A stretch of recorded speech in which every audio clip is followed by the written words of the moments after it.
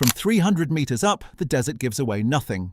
Pale grit, a scatter of dark stones, the shadow of the small plane sliding over ground that has looked the same for 2,000 years. Then the wing dips, and the floor of the world answers back.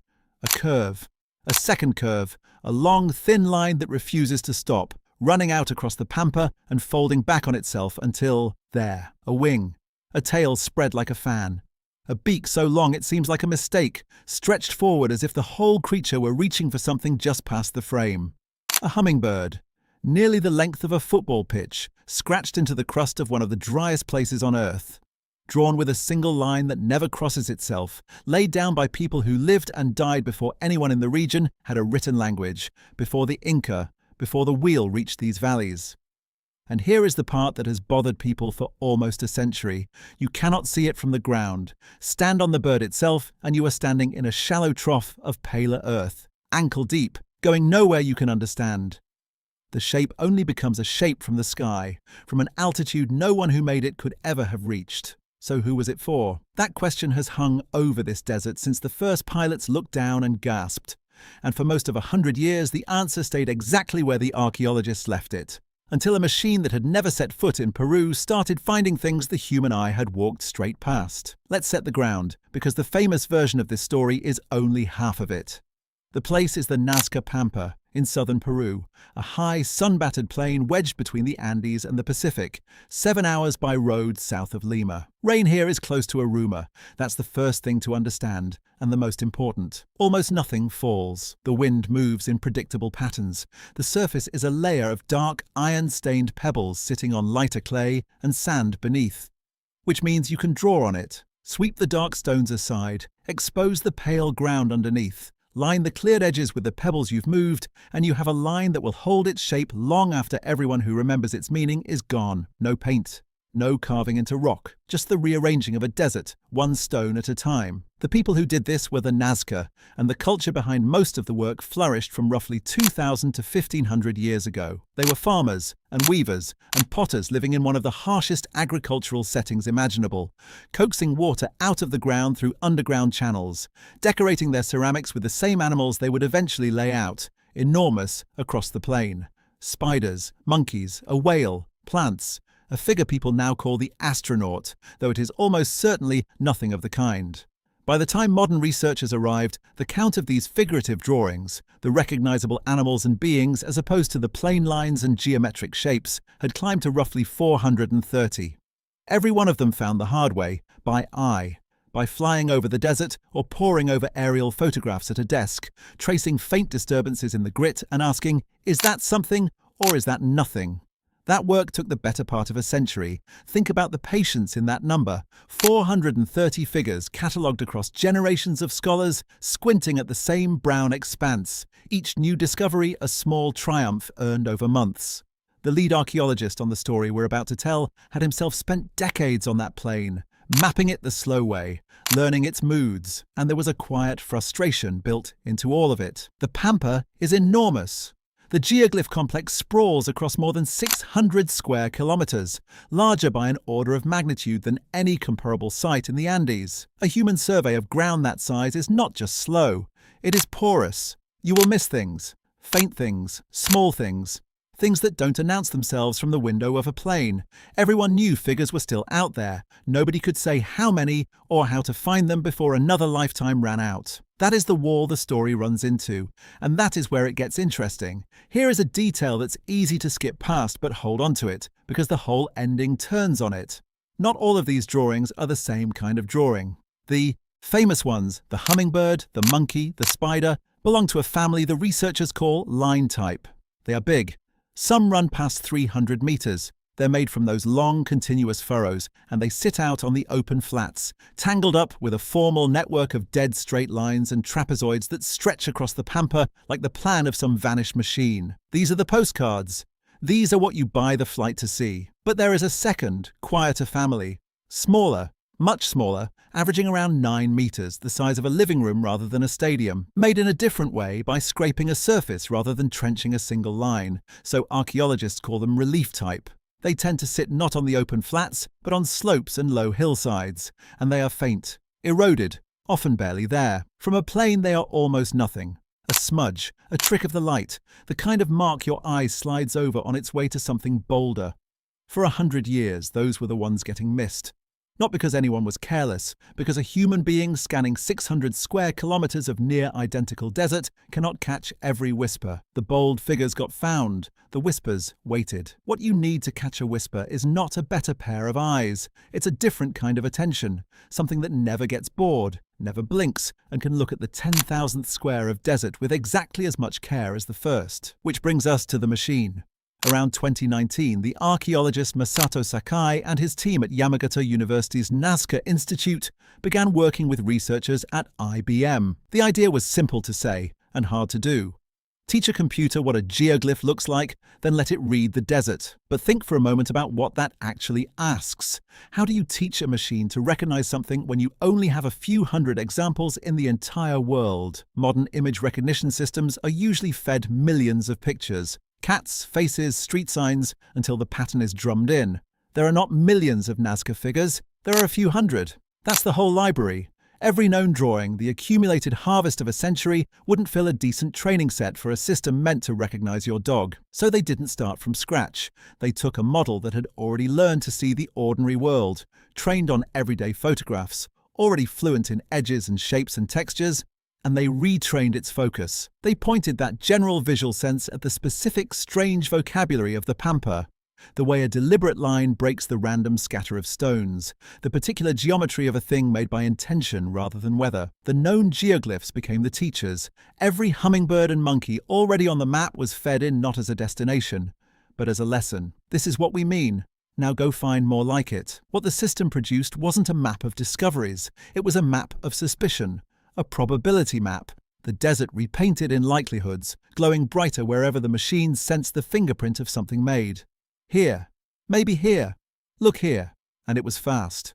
Where a person might spend a career narrowing down candidates, the model could flag them roughly 20 times quicker. It could hold the entire pampa in its attention at once and rank it, tirelessly, square by square. But, and this matters because it's where a lot of AI stories quietly lie to you, the machine did not discover anything. Not really. What it did was point. It handed the archaeologists a shortlist. A very long shortlist, but a shortlist drawn from an impossibly large haystack.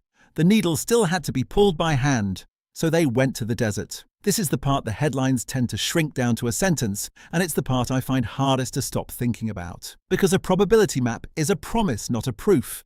The machine says something is here, and then a human being has to drive out across the pampa, walk to the exact spot, and find out whether the desert agrees. Sometimes it didn't. The model could be fooled by a natural streak in the ground, by a modern track, by damage that happened to fall into a suggestive shape. It struggled most oddly in the richest places, where real figures were clustered so tightly that they blurred into each other and the machine lost count. A tool that finds 100 things will also cheerfully find you 10, things that aren't there. The judgment stayed human, so the team put in the hours. Field visits, drone photography flown low over the flagged spots, close enough to read the faint relief the plane had missed. On-site inspection measured not in afternoons but in thousands of hours, and more than 2,500 spent confirming, rejecting, rechecking, standing on the actual ground where the actual line either was or wasn't. And figure by figure, the desert started agreeing. A humanoid shape resolving out of a hillside, a pair of legs, a fish, a bird, then more.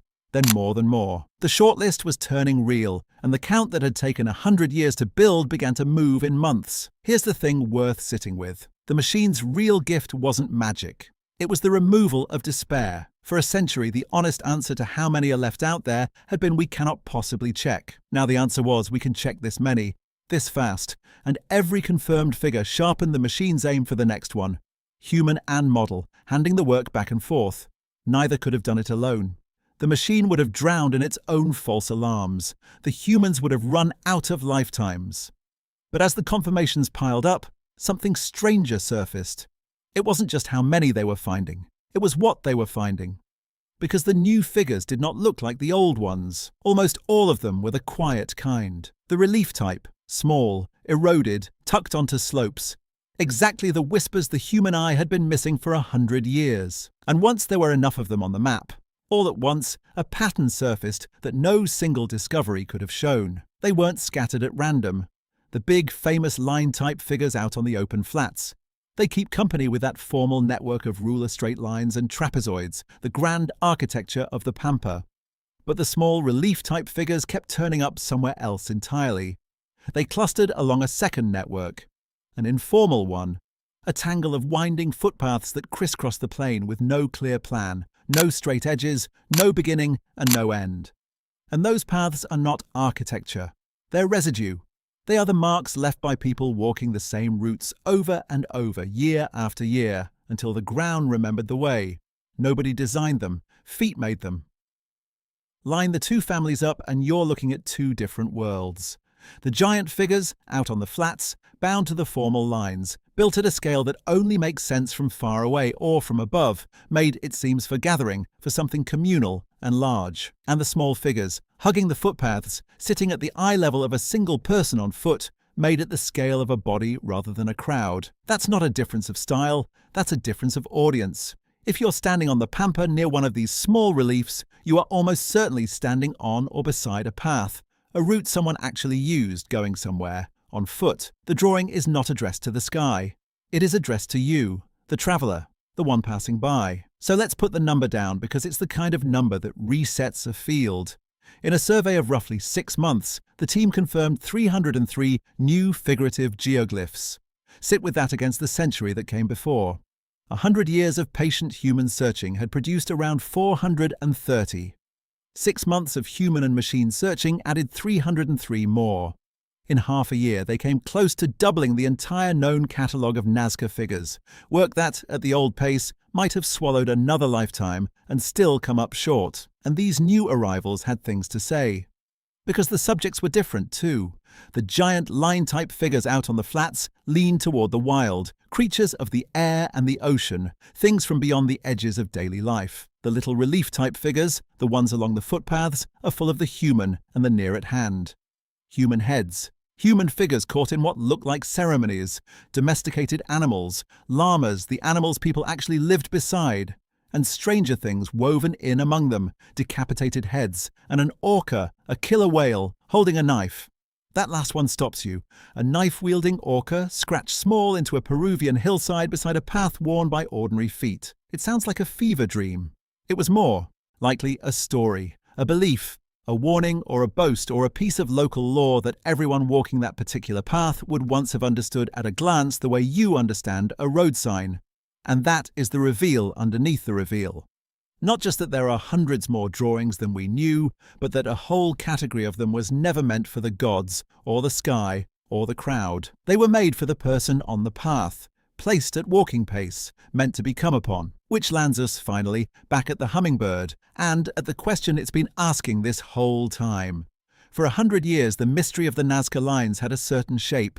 The figures are enormous. You can't read them from the ground. So the puzzle was always about height, about distance, about a vantage no ancient person could have had. Who were the big ones for, if the only proper view is from the air? People filled that silence with everything from ritual processions along the lines, to ceremonies watched from surrounding hills, to explanations far stranger than the truth. But the machine, by finding the small ones, quietly changed the question. Because now we know the people of this desert were not working at one scale. They were working at two. Some of their art reaches for the sky or the far horizon, or the assembled crowd, grand, formal, addressed to the many. And some of it crouches at ankle height beside a footpath, small and faint and personal, addressed to whoever happens to be walking by. The famous ones may have been made to be viewed, the new ones seem to have been made to be met. Not seen from above, passed on the way somewhere, walked, not watched. And that reframes everything, including the bird. Maybe the point was never only the finished image seen whole from an impossible height. Maybe, for a great deal of this desert's art, the point was the encounter.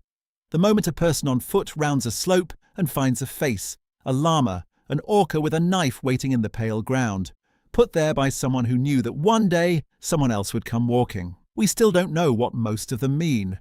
We don't know the stories. The people who could have told us have been gone for 1,500 years, and the machine, for all its speed, cannot read a language that was never written down. Researchers still debate the purpose of nearly every line out there, and honesty demands we say so rather than pretend the desert has confessed.